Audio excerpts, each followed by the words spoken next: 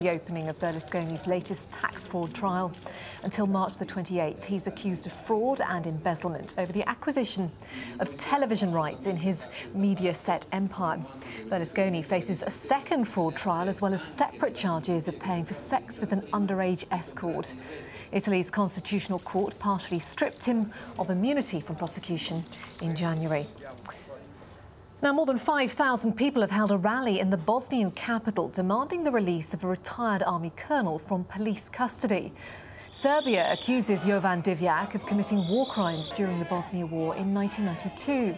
It said he was involved in an attack on Serb Yugoslav troops withdrawing from Sarajevo. The 73-year-old Serb defected to the Bosniak Muslim forces at the start of the conflict. And 6 people died when a plane crashed in western Russia on Saturday. The aircraft, a Russian-built Antonov 148, was performing a test flight when it burst into flames before hitting the ground. The dead included 2 citizens of Myanmar and 4 Russian nationals.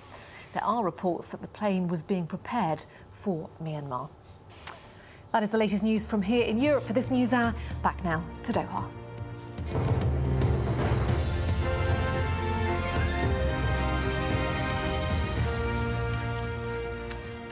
To Somalia now, where government forces have retaken a border town from al-Shabaab fighters. A spokesman for the government says his forces are now in control of Beled Hawa on the Kenyan border after hours of heavy gunfire.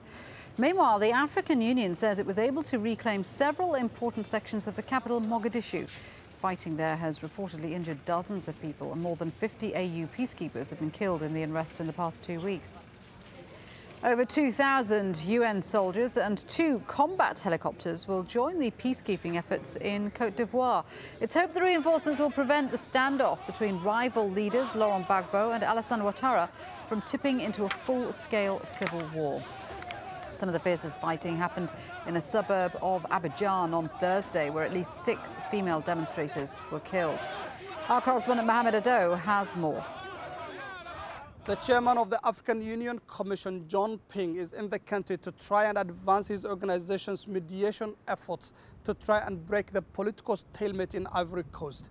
He has already met incumbent President Laurent Gbagbo, and he's also set to meet Alassane Ouattara, who's been recognized by the United Nations as the man who won the elections that were held in this country in November. Though they have been going on for the past 3 months, the African Union mediation efforts in Ivory Coast have had no results. The African countries have also not been speaking with one voice, with South Africa, one of the countries that is considered the leadership of the African Union, saying that the elections that were held in Ivory Coast were inconclusive. And all this now is making people here in Ivory Coast, to a certain extent, lose hope that the mediation efforts would result in a breakthrough and a resolution to their country's political stalemate. And this is one of the reasons, analysts say, why people on both sides of the political divide here in the Ivory Coast have begun arming themselves. Now, a drop in the US jobless rate has boosted President Barack Obama's call for Republicans in Congress to pass a budget for this year and avoid a government shutdown. Let's go back to Daljit in Washington, D.C. Daljit. Shuli, thanks very much.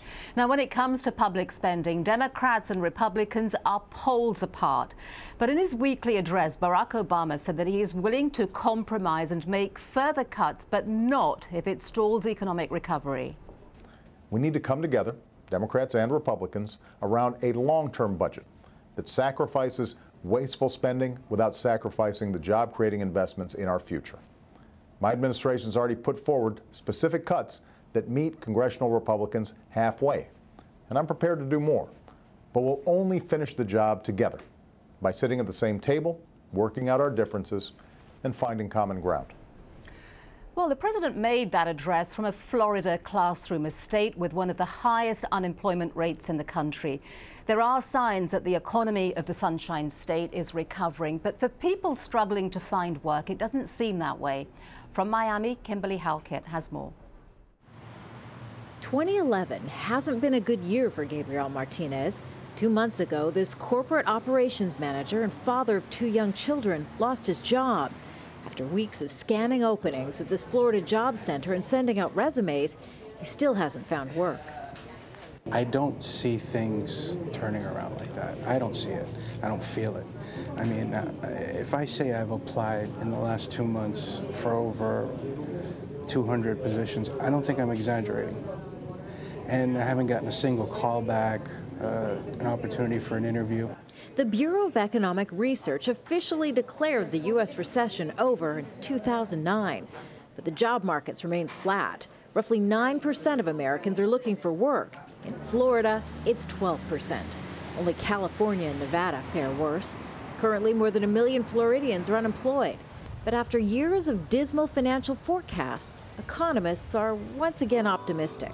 We're on our way out of what's been a very deep hole. I think the outlook, the longer run trends are all quite favorable. Some of the strategic things we're doing here all bode very well for Florida's economic future. Those strategic things include huge investments in health science and medical fields. Technology, construction, and education are also predicted to be major areas of growth. Forecasters predict Florida's now on track to create more jobs over the next 5 years than any other state in the country. This biotech park in downtown Miami is just one sign things are getting better. It's being built to house life sciences and technology companies moving to Florida to take advantage of the large labor pool and rock-bottom real estate. It will not even be open until June, but it's already half full. Florida also stands to gain from a boom in trade with its southern neighbors. As more and more financial companies move in, this Miami Strip is quickly becoming the Wall Street of the South. Okay, this is very good to you because I know that you are very stable. But for Martinez, Florida's rosy outlook is of little help. He needs a job now. You know, at this point, I'll take whatever I can get. Martinez says he's cautiously optimistic he'll be able to find work soon, now that his state is finally back on track and poised for growth for the first time in years. Kimberly Helkett, Al Jazeera, Miami. The 3-week standoff between Wisconsin's Republican governor and state employees has led to a sharp drop in his popularity. A new opinion poll shows 57% of Wisconsin residents disapprove of the job that Governor Scott Walker is doing. On Friday, he issued a letter of intent to lay off hundreds of public workers. The governor says that the layoffs are needed to ease the state's $137 billion budget shortfall. The Mexican army has ordered 3 junior officers and 10 soldiers to stand trial on drug trafficking and organized crime charges.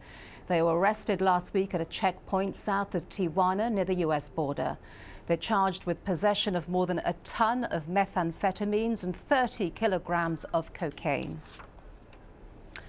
Police in Brazil say at least 25 people died when a bus collided with a lumber truck on Saturday. It happened in the southern state of Santa Catarina. Authorities believe that the driver of the truck lost control in a curve and slammed into the bus. More than 20 others were seriously hurt. Now, a group of internet activists in the United States claims to have helped pro-democracy activists bring down the governments of Tunisia and Egypt. Members of the group Anonymous have told Al Jazeera they hacked into government